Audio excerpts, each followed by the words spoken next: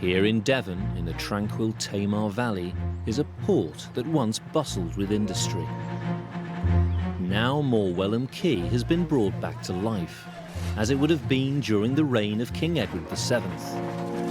Wow, look at this place.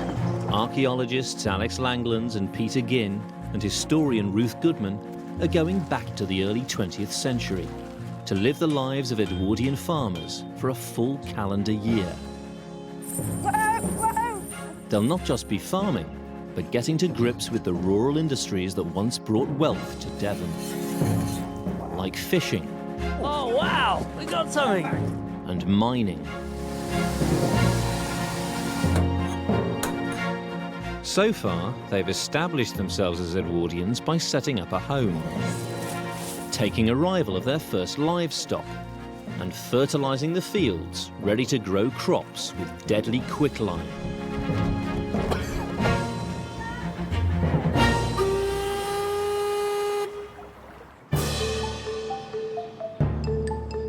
Now it's October, time to branch out into new ventures, like market gardening. Got one to go in there. Egg production, and a beef herd. But to make it a success, they'll need to be up and running before the frost comes. Then they can see in the winter with Halloween, Edwardian style. To life!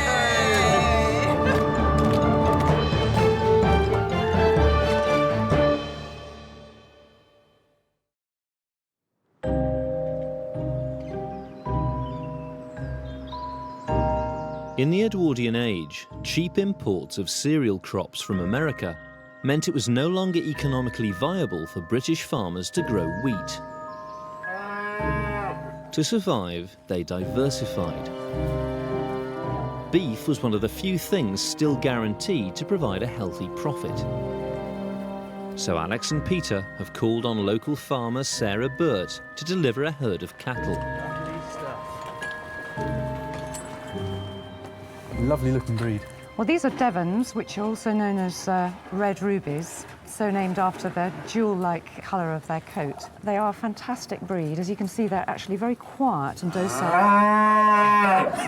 Usually very easy to handle, and they're immensely hardy as well. They'll tolerate both very hot climates and very cold and wet, which is just as well living around here. And in the time of the Edwardian times, it would be very likely that they would have been used for milk as well as for meat. So for novice stockmen, these are really ideal for us. Absolutely perfect. And the great thing about this breed is that they almost completely look after themselves. Very economical. The red ruby has been reared and bred in Britain since pre-Roman times. What's going on there then, Sarah? Well, that's called bulling. That heifer that you see riding the other cow, it's a sign that she's come in season, that she's ready for mating herself. Right, so she's mimicking the bull. She is mimicking the bull, and indeed, we should get a bull here as soon as we possibly can. Right. The cattle will be put out to pasture until the worst of the winter weather sets in. Going to herd the cows now. If I step over here, they can see out into the field to their new home. Look at that, gorgeous.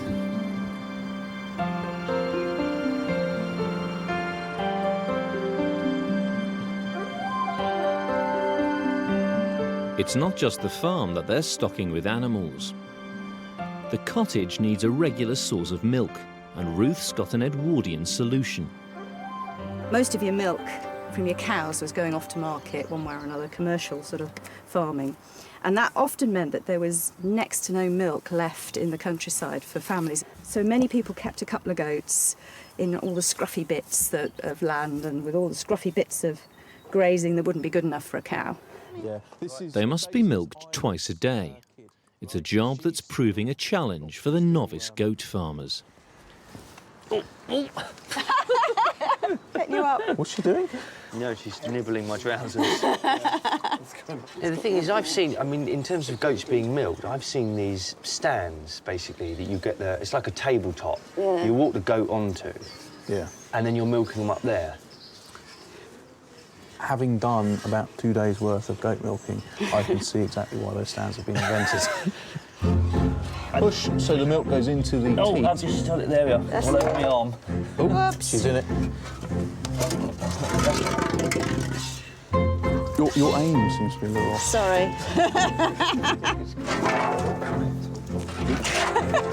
Shall we give it a go? Yeah, if you like. Right. All right, girl. Your aim's worse than mine.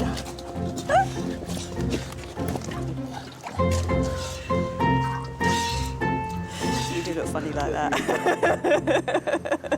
Peter, that is what I would call an... Despite the grueling conditions on the farm, the team continues their work in high spirits. And if you've ever had a huge task ahead or experienced a big upheaval in your life, you'll know it can be incredibly mentally taxing. Big life challenges can be overwhelming, and sometimes you just don't have all the tools you need to navigate them alone. That's why we're so excited to announce today's paid partner, BetterHelp. They're on a mission to make starting therapy easier and more convenient. Now, if you're new to therapy, a good therapist will listen, ask questions, and help you to see things from a fresh perspective. Therapy can teach you new techniques and tools to make positive changes in your life, preparing you for the next time life throws you a curveball. And with BetterHelp, getting started is designed to be as easy as possible. Just fill out a quick questionnaire, and they will match you with an accredited therapist. And if your first therapist isn't the right fit, you can easily switch to a new one at no extra cost. BetterHelp is a platform you can trust, with over 7,000 reviews and a 4.3 rating on Trustpilot. And as a viewer of our channel, you can get 10% off your first month of therapy. Click the link in the description or head over to betterhelp.com/absolutehistory to get started.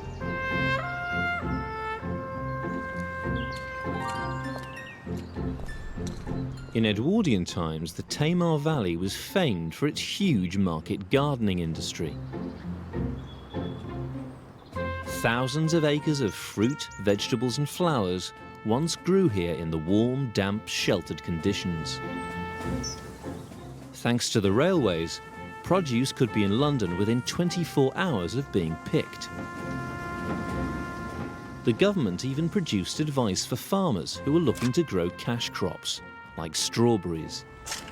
Board of Agriculture and Fisheries, leaflet number 207, growing of strawberries.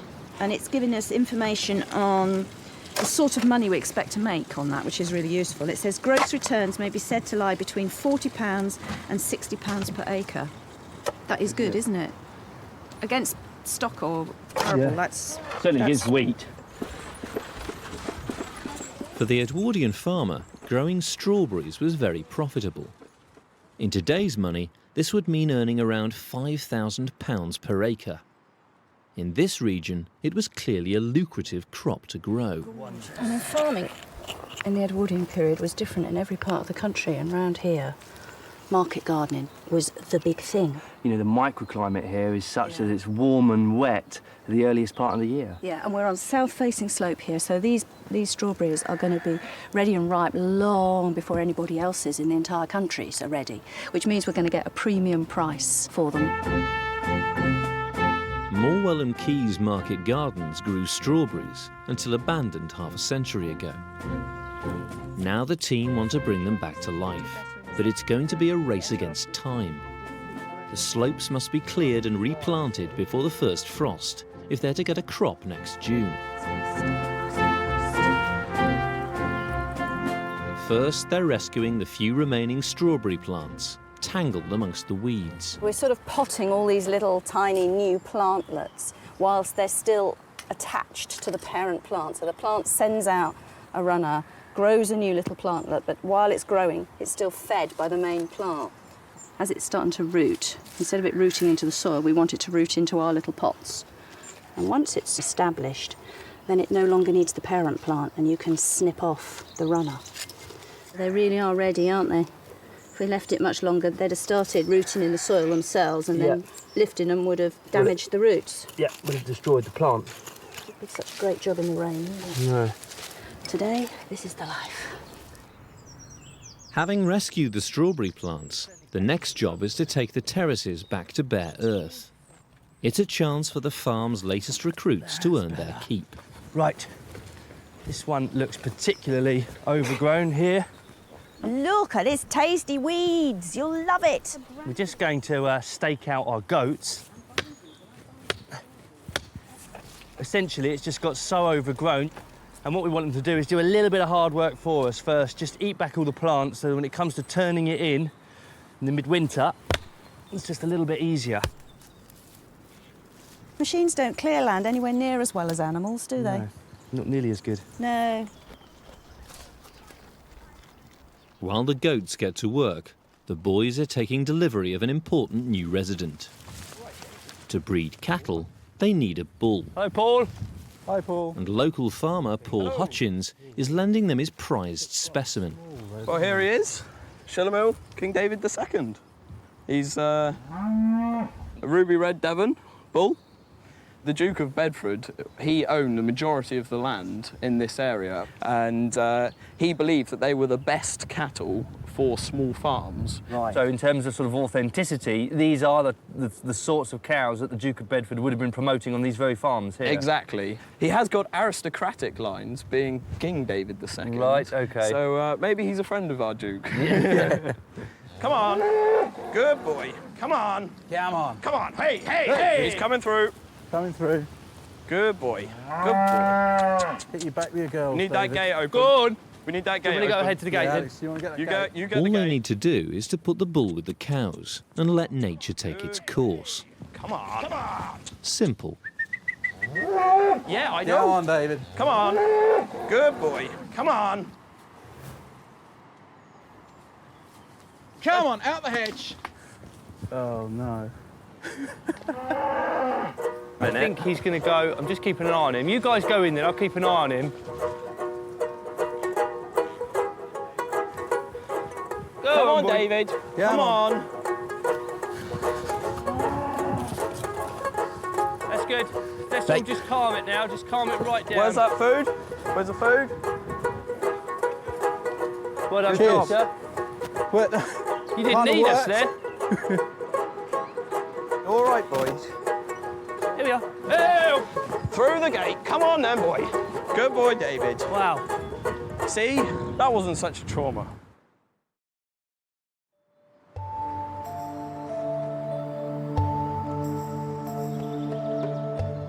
Although there was little money to be made from growing cereal crops in Edwardian Britain, they were still cultivated on a small scale as animal feed. In this part of Devon, the acidity of the soil makes it infertile, a huge problem for farmers. Alex and Peter have dealt with this by neutralising it with quicklime. This scientific approach will ensure the soil is healthy enough to grow crops. And in the Edwardian age, growing crops still relied on good old horsepower. The farm has two shires, Hiya, Megan. Prince and Tom, How are you? I'm fine, thank you. and it will take their combined strength to drag the plough. Farmhand Megan Elliott's showing the boys the ropes. Right. Well, this is our introduction, really, to the heavy horses here at the farm. And it's a fantastic opportunity for myself and Peter to get to grips with working with two horses. Two-horse work we've done, we've always had someone sort of holding our hands. So this time, we're hoping to sort of go it alone and see if we can get these two to work together. And, of course, they're working with two complete novices in Peter and myself. Do you have any set commands that you use? I do, yeah. To come Yeah. to the left when Yeah. you're driving them, Yeah. you need to say, come by, Come by. come by. And then to go round to the right, I say, come around. Come on. Come around, lads. Come around. In the Edwardian era, over 1 million shires worked the land, and they were still used in farming as late as the 1950s.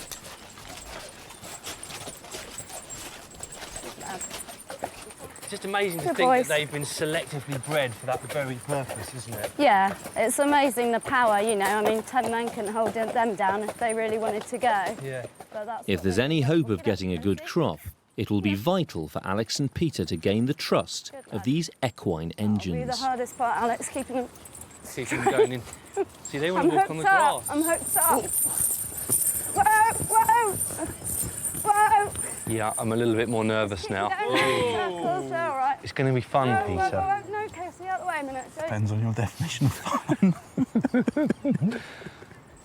Whoa. They're used to being in the lanes pulling carts around, so of course they're getting out here, they've got no weight behind them, and they've got this wide open space, and they're a little bit excited. They might be sensing my nervousness, but I'm even more nervous now than I was about 10 minutes ago. There you are, Alex. Gonna have a go? They'll be fine. Good luck. Right. So keep your hands low. Yep. Steady. Weighing up to a ton, Shire horses are capable of pulling double their body weight and could easily wrench a farmer's arm from its socket. Come on. That's it, good boy. Almost had a straight line there. Good boy. Princey. It's quite nerve-wracking, but there is a definite thrill to working horses like this. To be honest, to me, this is a much greater thrill than driving any internal combustion engines. So come by. Come on. Come by. Good boy. It's hard enough doing things with one horse, but doing things with two horses just complicates the situation. And then we've got to factor in the machinery, such as the ploughing. And we've got to get straight lines, because if we don't get straight lines, we can't weed between our crops. And then when we come to harvest the crops, we've got even more problems. So we've got to get the basics right. So we've got to get this stuff we're doing in the field right now absolutely on the money before we start ploughing up this field. It's going to be quite a task. Next summer, the Edwardian farmers will need to draw on extra labour to harvest the crops. So get out and knock it into. Once, these workers were paid in cider. And although this was outlawed in 1887, cider still remained a vital part of the rural economy, and farms were judged on the quality of their scrumpy. Alex and Peter are keen to follow in this tradition. But first, they need a decent crop of cider apples, about a ton. So they're checking out Morwell & Key's cider orchard. Well, we've certainly got some very large apple trees, but they seem remarkably bereft of any apples. No apples, no apples, no apples. I mean, these might be coming to the end of their days, which might account for the total and utter lack of apples. Should we see if we can find at least one? Can you see there's a little red thing up in that tree? I don't know. It's either a robin redbreast or a single cider apple. So at least we know they are apple trees. At the peak of the drink's popularity, there were over 350 varieties of cider apple available. Right, here we are.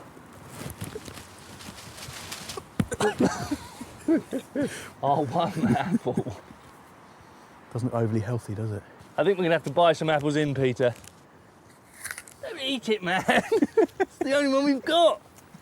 It's a real blow, actually, because we couldn't possibly face the summer without our regular hit of cider, could we? No, of course not. Alex and Peter's apple harvest may have failed, but Ruth's had better luck. They're funny-looking things, aren't they?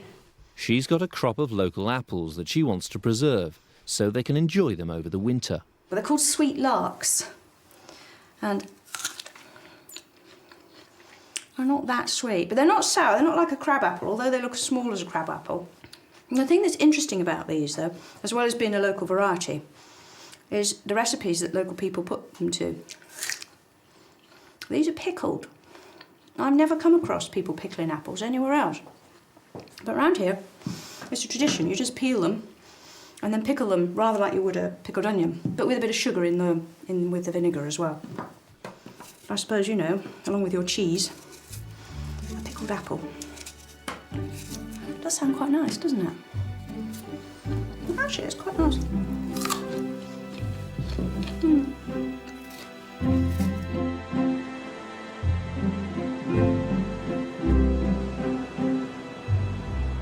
Thwarted in their cider apple quest, Alex and Peter are taking drastic measures. Well, I suppose being down in the West Country, we can't be without our cider.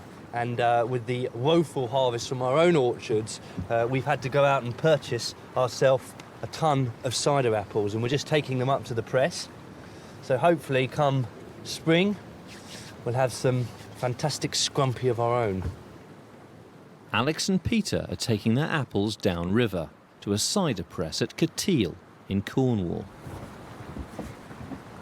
Navigating the winds and tides of the Tamar needs an experienced touch, so the boys have called on boatman Joshua Preston. Okay. He's been sailing down the Tamar all his life. I suppose the best way to move anything around these very, very steep valleys is via the river. Via the river, exactly, yeah. Up from Plymouth with dock dung, limestone. Yeah. And then produce, of course, from the market gardens up here, straight down to Devonport and Market. Basically, every industry in this valley, from market gardening to the mining and farming, was reliant on this river. Yeah, a highway. At its peak, almost 1,000 vessels a year passed along the Tamar. At Coteal, they're met by cider press manager Chris Groves. Yeah, so this is it. Here we go. Thanks so much, Joshua. That's good, yeah. Any time I can help with that. I think we'll take you up on that offer. Yeah, we'll be here to help. Cheers, Joshua. Thanks ever so much. Righto. Cheers, Will. See you later. We'll see you shortly. Cider is simply made by fermenting apple juice. So the first job is to press the apples to extract the juice, using a press. This type of press dates as far back as the 1600s. This is an absolute monster, this. It is, yeah. It's a bit of a beast of a press. Yeah, quite large. And we've got the large beam at the top and the single screw. So, yeah, it'd be good to get it up and running. Well, we've got the best part of about a tonne of apples. OK, brilliant, yeah. So what do you want to do with them? Well, the first process is we're going to have to mill the apples, so... Should we get them pulled? Yeah, let's get going. Milling the apples will turn them into what's known as pomace. Well, it looks like the pony's got the mill working properly here. You can see the two stones with the teeth in there to grind up the apples, so it's now a case of just very, very slowly starting to introduce the first few apples. There we are. Just to get the pony used to the sensation of having something to pull against. In Devon, apple pomace is traditionally bound in layers of straw to make a package, or cheese, ready to be pressed.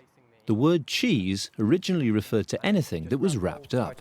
And then what we're gradually going to do Okay. is just to build up a layer radiating out from the centre of the cheese. Right, and what does this straw do?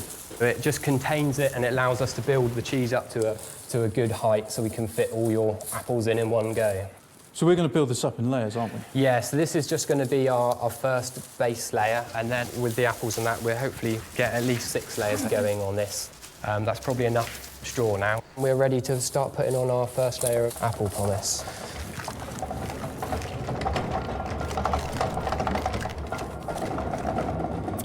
If I taste one, that's actually horrible to taste, and it's hard to think how something so horrible to eat can turn into something so delightful on the palate 10 months down the line. But proper cider apples, you see, have the right mixture of sugars and of yeast and of tannins as well.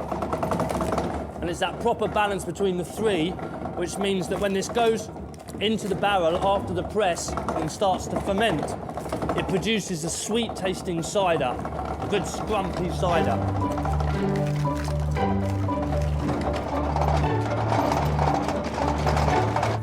So we just plonk this in the middle, do we? Yeah, bring it around.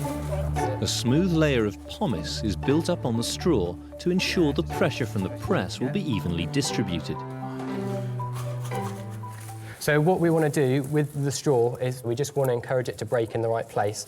So if you just hold your hands out flat and then you just fold it over like this, and then you just use a bit of the pomace just to hold that down or push it into the pulp. Yeah, that's it. Keep the edges as even as possible so that it's not too thin in places where it might leak out. Your side looks a lot neater than mine. Well, I'm not sure about that. We're almost there. Should we start putting on the next layer of straw? Yeah, I'll grab some straw. Ruth's pickled the sweet lark apples. Now they must be bottled to be stored for winter. So I'm pouring the pickle onto my sweet larks.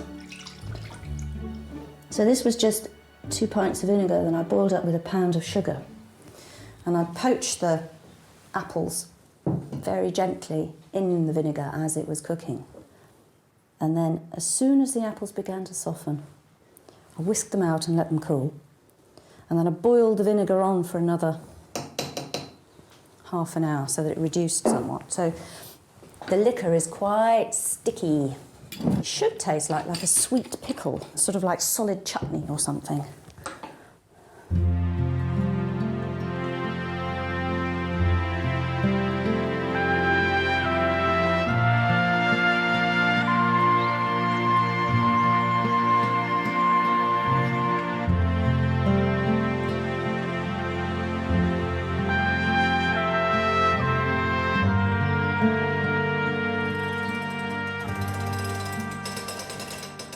6 layers of pomace have been built.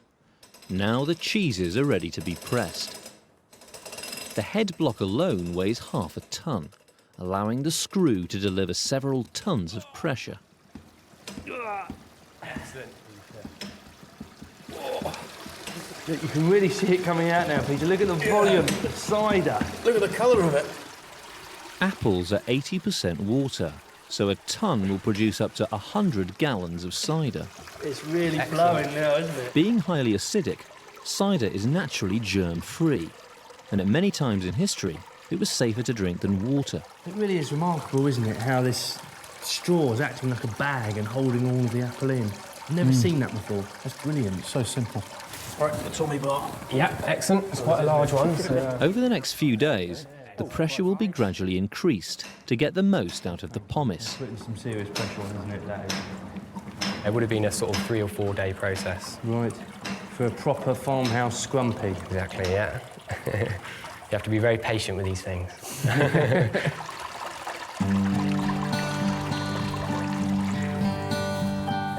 Perfect. Here we go.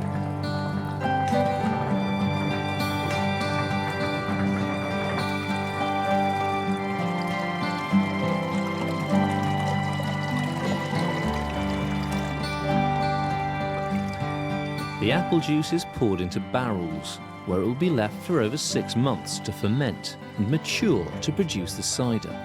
Smells good. Excellent. Look, you're taking over when we get to the Tamar. What, when we start going uphill? We're still in Cornwall.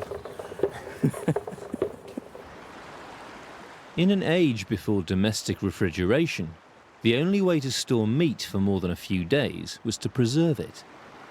So yeah, so you're cutting the skin. In the cottage, Ruth and her daughter Eve are preserving a leg of pork using salt. When you're salting a leg of pork, you're trying to get it to preserve. You're trying to get the salt into it before infection can get inside. And one of the things that makes it easier, makes it more reliable as a process, is to take the bone out. So salt, obviously, as it moves into the meat, preserves the meat. But if it moves too fast, it can burn it. Salt sucks the moisture out of the flesh, drying it out to preserve it. Ruth's using a mixture of different sized salt crystals to penetrate the meat at different speeds, ensuring all the tissue is preserved. And I shall be wanting all of that sugar. She also adds molasses, which helps draw out the moisture, and some cloves for flavour. So the salt mix is always called a pickle. I mean, nowadays we tend to think pickle just means vinegar, but the old word pickle meant anything that you preserved something in. All right, let's just put it into the salting trough. Okay. And rub it firmly into the meat. But you do want to make sure that you get the mix in every little tiny nook and cranny. If you feel the finer salt is already sinking into the meat, and you're left with the big crystals on the surface. I mean, it's only been on a minute, And already changes are happening. Yeah. It's getting in the way. Applying weight speeds up the drying process. Clunk. So we should see dripping. Oh! It is? Yeah, There. it's dripping already. It's dripping already. Excellent. Right. Bones can go in the stock pot. Okay. Trotter. That's for tea.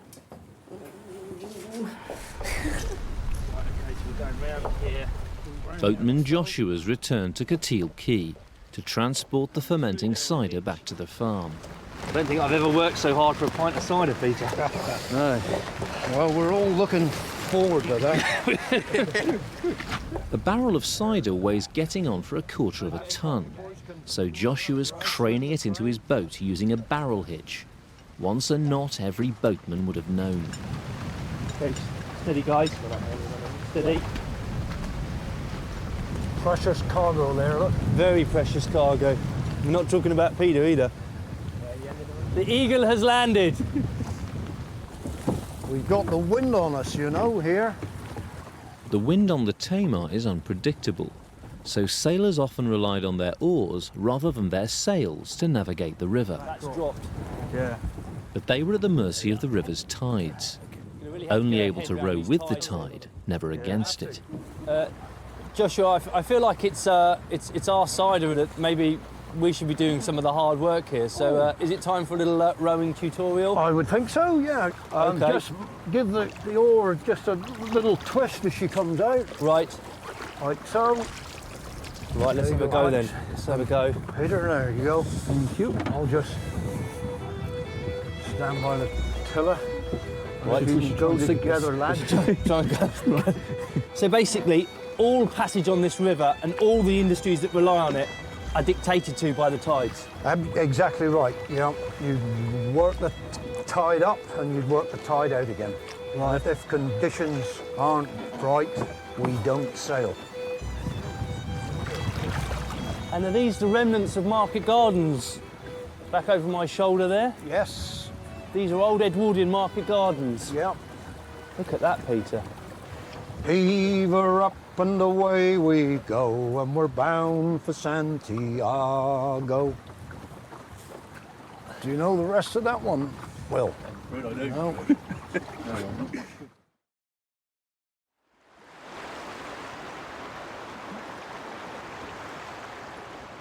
Oh, fab. It's huge, good. As well as the leg of pork, Ruth's also got a side of bacon from the slaughtered pig. To preserve it for the winter, she's using a different method of preservation. Smoking, a technique that dates back to prehistoric times. With winter coming on, it's important to have quite big stocks of preserved food of one sort or another, and of course smoking is a fabulous method. Brilliant, that is a perfect fit. It's going to be fairly solid. When you kill a pig is a big beast. You can't possibly eat it all fresh in the few days you've got before it starts to turn. So you've got to sort of divide the beast up, and you eat those things you can't preserve. So the first things you eat are things like the liver and so forth. And then everything else, you sort of have to get into a sort of a keeping pattern, a holding pattern.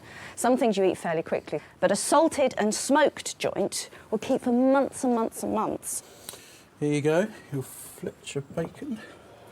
It's going to do a number of slices, this, isn't it? And is that hanging about the right place? That's perfect, right in the middle. Lets the smoke get all round it. Yeah. Now, to start with, I want the fire out here, nowhere near the barrel. I want it out the front, because to start a fire, you're going to get lots of flame coming off it. And flame is no good for smoking meat, because I don't want to cook the meat. I want it to smoke.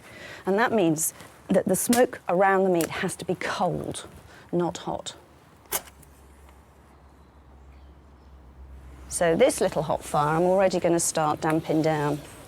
Smoking the meat not only dries it, it introduces the preservative formaldehyde into the flesh and wards off insects, keeping it maggot-free. So it's a balancing act. You don't want to put the fire out, but on the other hand, you don't want too much fire. That's good temperature. Is it? It's nice and cool in there? It's cool, yeah. Good, that's what we want. I defy any bacteria to live in that. It's been 2 weeks since Alex and Ruth rescued the strawberry plants from the abandoned market garden. Now these new plants must be separated from the mother plant. But will they have taken? From the time it was established in 1883, the Royal Sovereign strawberry became the breed of choice for market gardeners in the Tamar Valley.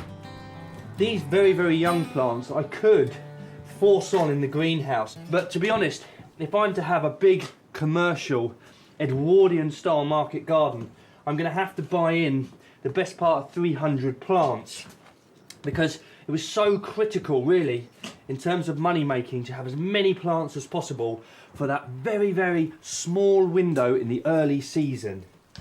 Really, it was something of a gold rush for Edwardian market gardeners. If you could get your strawberries up to London before any other producer, then you stood a chance of getting the best prices. But of course, this means that all your eggs are very much in the same basket. And if it goes wrong, you get pests in, you get disease, you get mildew, and everything will come crashing down around you, and all that year's worth of work will go to waste.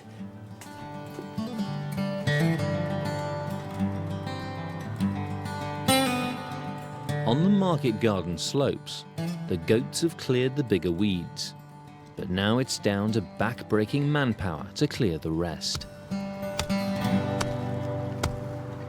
On slopes like these, you can't get machinery in, it's just too steep. You try to get a horse to pull a plough up and down here, the horse would struggle, you wouldn't be able to get any traction and pull. And you'd also tumble the soil down the hill much too quickly, so it's back to the ancient hand methods. Nobody's ever under any illusions that market gardening is easy. But when you just look at the size of ground to be covered, all by hand, with next to nothing to help, it's quite a prospect.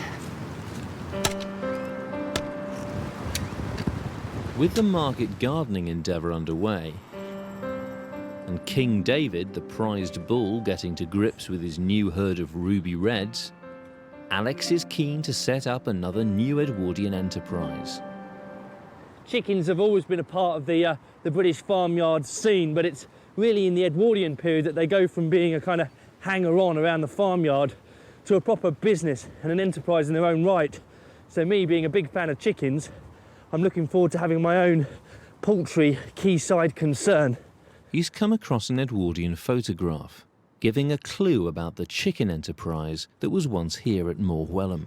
I'm trying to think of a location for my poultry concern, and in this photograph there's actually one here located just beyond these cottages here, and there, just behind it, is the poultry concern. So what I want to do is I want to go back into the Edwardian period and I want to recreate this poultry concern here just alongside this cottage.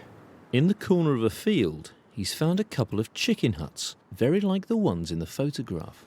I've been given a tip-off that this old chicken hutch is spare and free to be salvaged. So just have a look at its condition. I'm sure we can get a good chicken hut out of this. Ah, Peter. This is looking good. Not bad, is it? Looks fairly solid. It's in pretty good shape, actually. Just come around the end. Yeah. Look at these nest boxes. They're bone dry. Absolutely bone dry. Well, not anymore, but... No. But that's a good sign, isn't it? A fantastic sign. Having dismantled the huts, the boys are taking them down to the quayside, the same location the Edwardian enterprise was in.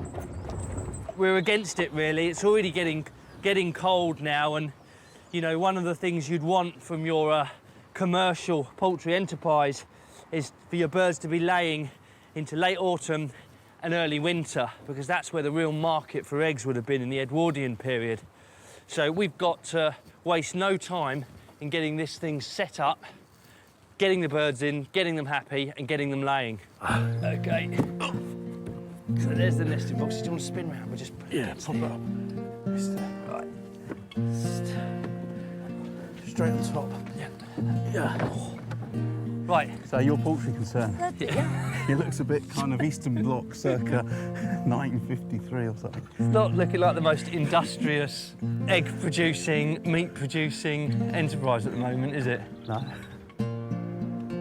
To expand the enterprise, Alex has ordered a consignment of new birds. They look good, don't they? They look lovely. Be good to get some new blood into the flock.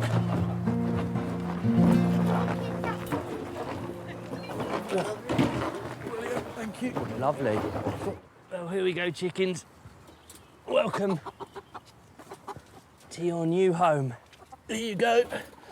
Let's get these fellas in the hutch. We'll have to lock them in there for a good 2 or 3 days, I think. Get them used to their home so they know where it is. Yeah. In you go, boy. Go on. In you go. OK. There we go. He's a little cockbird as well, him. But he will definitely... Go on.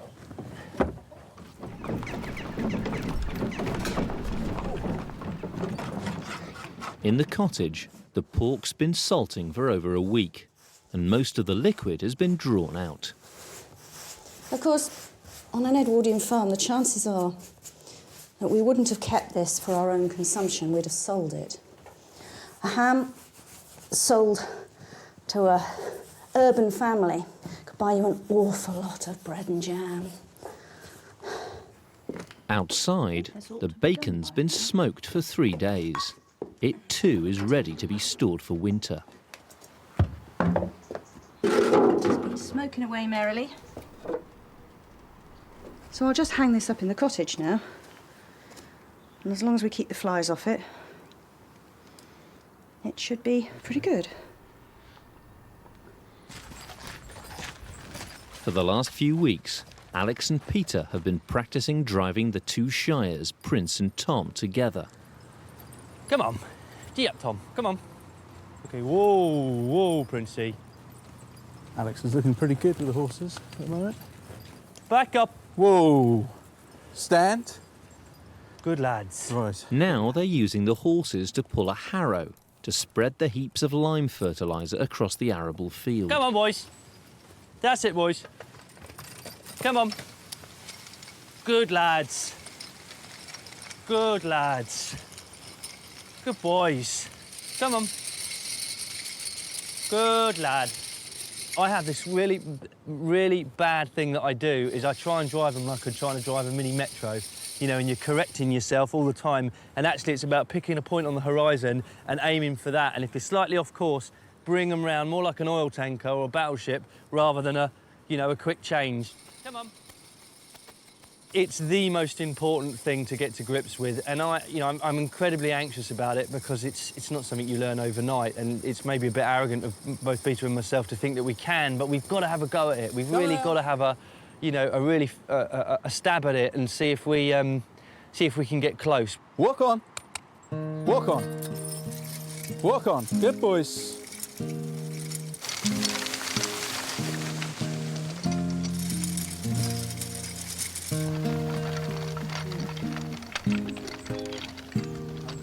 Not all the lime will be going on the field.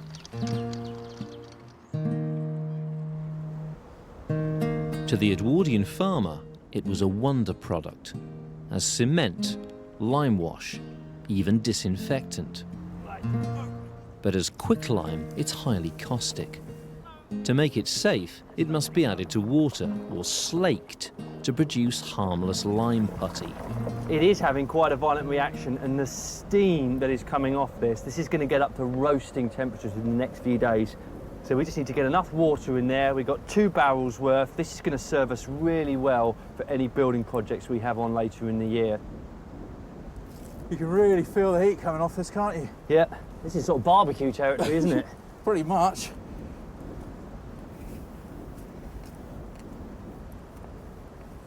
The lime will be left for a few days to continue to slake. Thank the Lord for DIY stores, Peter. Good. The slaked lime putty must now be stored in a barrel. In Edwardian times, barrels or casks transported produce across the British Empire. They played a vital role in British economic life, so the barrel maker, or cooper, was a man of status. Once there were thousands of coopers in Britain. Now there are just a handful. Peter's travelled to St Fagin's in Cardiff to meet the only cooper left in Wales. Hi, Andrew. Pleasure to meet you. As with every barrel Andrew makes, he's not using any form of template. You haven't made any measurements at all. This is all by eye. There's a lot going on, and I think it has to be passed on. You have to physically do it to understand it. Aluminiums, plastics, other materials have come on board, which have killed off so many aspects of the craft, which is a shame. Yeah. Because once you lose the knowledge and the know-how, you don't bring it back. Ready? The barrel's strength will come from its curved shape, so the straight wooden staves must be bent. Right, so what do you do now? What I got in my hand is called a swab, Right. which is basically a bit of sacking on a piece of wood, but it's an ideal way of actually getting water into the inside of the cask, and that water will eventually turn into steam because of the heat, and that'll go into the pores of the wood, and over a period of time we will be able to make the timber hot enough and pliable that we can draw all the staves together. The only thing holding the barrel together will be these iron hoops. We'll start driving this hoop, which is on the middle here, down towards the bottom. So we say hold the driver like that. Right. So make sure it protects your knuckles. If it slips off the hoop, just let it go. Okay. Okay. And we walk around quietly, okay? The steam has softened the staves so they can be bent into the familiar curved barrel shape, held in place by the hoops. Yet again, I've had the pleasure to witness a craft that sort of takes years to learn and a lifetime to perfect.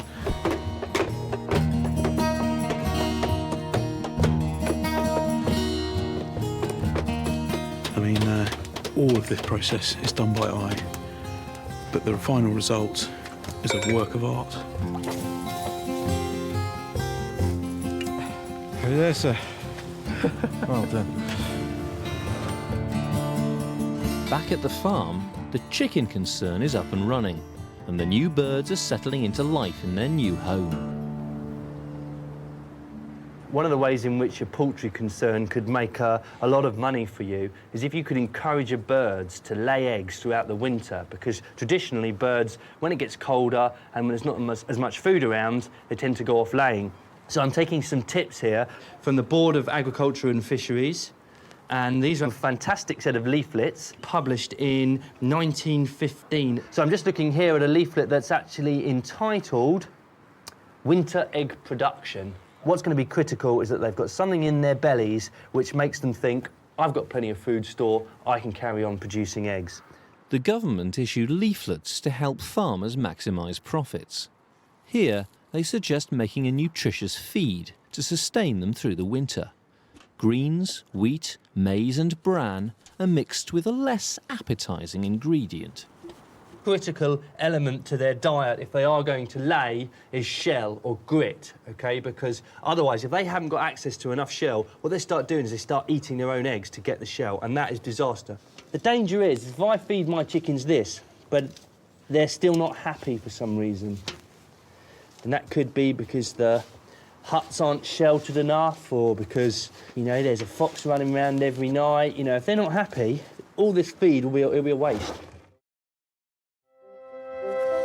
So now, for the moment of truth, to see if the chickens will take to my winter feed mix. It's feed time, and I've got a special little mix for you. Here we are. Ooh, like that. Straight from the bucket. Look at that. Hungry little birds. Well, I think I can safely say that's been a success. Peter's brought the barrel back to the farm, ready to load with the lime putty. This lime has done most of its slaking. There's been a really violent reaction when we added the water. You can see it has burnt all the wood timber that we put in here. But this lime will continue to slake, and the longer you leave the lime, the better quality it will be. This is really, really good stuff, if I do say so myself. This lime putty will last in this barrel for 1,000 years, if not longer. So this is one barrel of lime ready to store. And the shape of this barrel means you can really steer it quite easily. Rock it one way or another.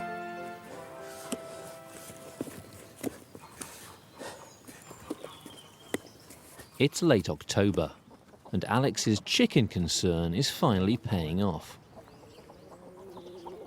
It seems the quayside chicken huts and the nutritious feed is a winning combination for egg production. Alex is keen to capitalise.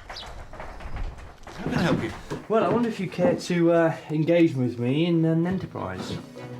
The hens are doing such a great job, the team are getting more eggs than they can sell.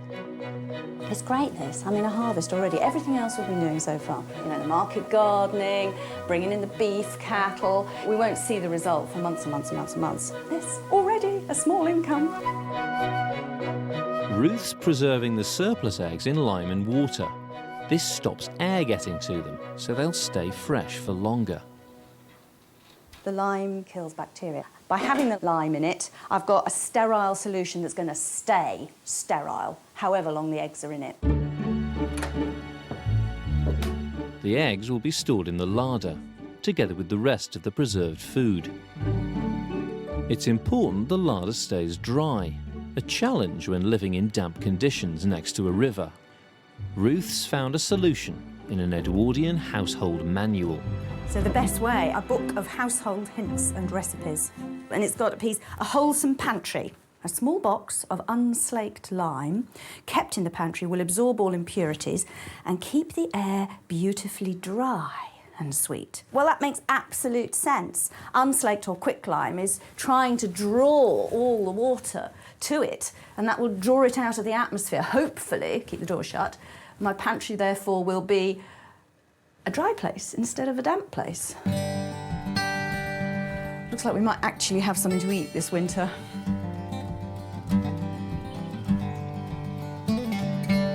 The end of October will bring the first frosts of winter.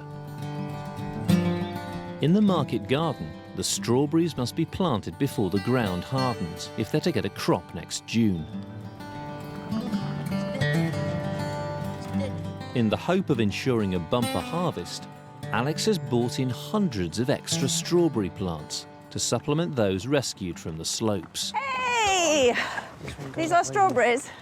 Yep, we've got a fair few hundred here. Gosh.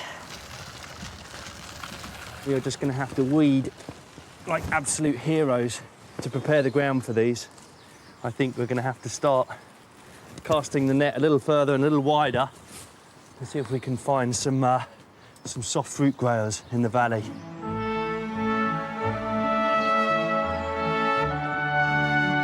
Market gardeners would employ dozens of workers, not just to plant, but also to weed and harvest throughout the year. And so we're looking for something that's really thick. At this sort of... yeah, that's right. Ron Luke's family has been growing strawberries here in the Tamar Valley for generations. And you said this is what your family used to do? Oh, my family used to do a lot of these, yes. Yeah. We used to sell them all over the southwest of England. Yeah. We used to grow about 500,000 strawberry plants. Strawberry plants. Yeah. Good God. It's really labour-intensive work, Very isn't it? labour-intensive. Well, of course, if you get a good crop of strawberries, it's very rewarding because it's a high-cash crop, isn't it? Yeah. It does bring in a lot of money, so... So it's worth having the labour. Yes, it is. Planting the strawberries is an exacting job. The rows must be 18 inches apart and the plants firmly bedded into the soil. In he goes. My father used to come along when we were planting. He'd do his test, a one-leaf test, he used to call it. He used to catch on one leaf and pull it, and if the plant came out the ground, you hadn't planted it properly. You were in trouble? No. Plant again. But all this hard work could come to nothing. They'll need a mild winter and warm spring in order to get the profitable early crop thereafter. Here we go, last one for me. I think this is the biggest of the bunch. There we are. Done. God. So we've got, what, 5 to 6 months to wait? Yeah. I suppose it all depends on how early the spring is, isn't it?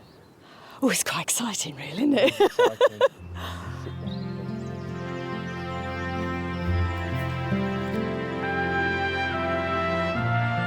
With their new enterprises up and running, the team have earned a celebration. It's October the 31st, so tonight they're having a special Halloween meal, and Alex has brought something for the table. Well, it does give me great pleasure to eat my own chickens, but whatever you do, I'm sure it'll taste delicious. We'll wait and see. Nice firm skin. was the sort of dish you had for special days.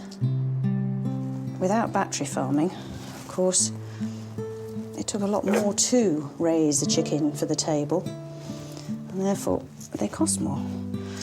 In Edwardian Britain, chicken was really a rich man's meat.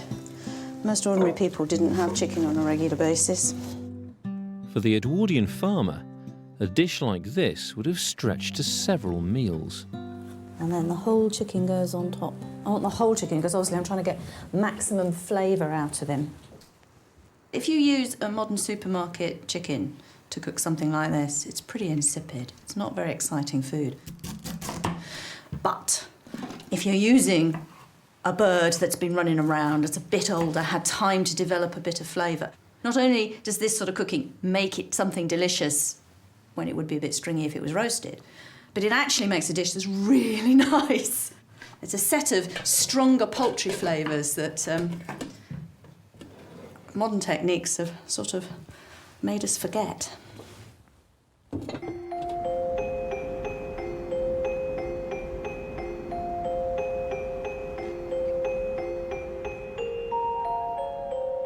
Traditionally, Halloween marked the first day of winter. Hi, thank you. It's a heck of a night out there. To help them feast and make merry, they've invited an expert in English folklore, Professor Ronald Hutton. This was the great festival that opened winter, the most terrifying of all the seasons. It's the one in which most people died. Here in West Devon, this is the season you start to feel Dartmoor stretching out its mighty claws towards you in the night. This is the season when the wild geese come over, in their voices and the voice of the wind, wailing about the moor. You hear the Gabriel hounds, the witched hounds, the hounds of hell, dark and with fiery eyes and tongues, coming for you in the night. And as you pass the abandoned mine shafts of the moor and hear the air trapped, sobbing within, you hear the voices, the souls in hell, writhing in torment. And that's where you know Christmas is on its way. To life! Life. Long may we have it. You're all right then, Peter. OK, Ronald, would you like some cider? So what are we having tonight? We're having one of Alex's chickens. Well, his cock, actually. Turn away. It's the moment of truth for Alex's chicken. So I've got no idea what it's going to taste like. If you'll just excuse fingers there, Chris. Excellent, thank you. It's full of body, but also full of flavour. Right. Excellent. Was that a compliment then? I think it might have been. I think it means it was a bit stringy, actually. After dinner, it's time for Halloween games. Beer. And my friend cider. Often these were about predicting the future, from who you may marry to whether or not you'd make it through the winter. This game is absolutely vile. It's pure sadism. The idea is to see if you can bite off one of the apples by getting your teeth right through. And the reason why the candles are there is if you drag the apple down too much, then the hot wax will spill over your face and burn you horribly.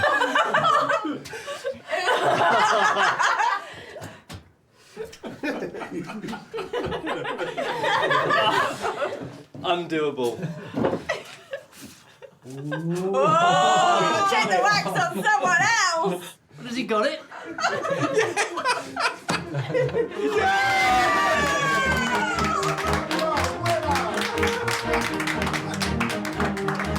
The reason why all these games tend to happen so much around Halloween is staying cheerful in the face of the coming dark and cold.